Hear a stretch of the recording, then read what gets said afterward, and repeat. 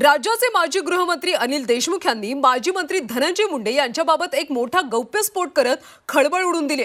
आपण गृहमंत्री असताना धनंजय मुंडे यांनी बीडच्या पोलीस अधीक्षकांच्या बदलीसाठी तगादा लावला होता। त्यांच्या मर्जीतल्या पोलीस अधीक्षक नेमण्यासाठी मुंडेंचा आग्रह असल्याची माहिती देशमुख यांनी दिली। मात्र मी ते न केल्यामुळे धनंजय मुंडे यांनी माझी तक्रार थेट मुख्यमंत्र्यांकडे केल्याचा गौप्यस्फोट सुद्धा अनिल देशमुखांनी केला।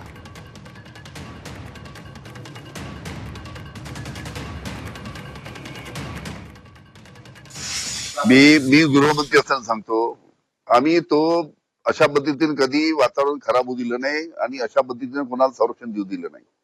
आधी मला आठवतं तिथले एसपी बदलण्यासाठी त्यावेळेस धनंजय मुंडे माझ्या मागे इतके लागले होते की माझी तक्रार त्यांनी मुख्यमंत्री केली की आमचा एसपी बदलत नाही। त्यावेळेस आम्ही अशा पद्धतीनं आपल्या पसंतीचे अधिकारी द्यायचे आणि मग त्या पद्धतीनं गुंडांना संरक्षण द्यायचं, अशा पद्धतीचं वातावरण आम्ही होऊ दिलं नाही।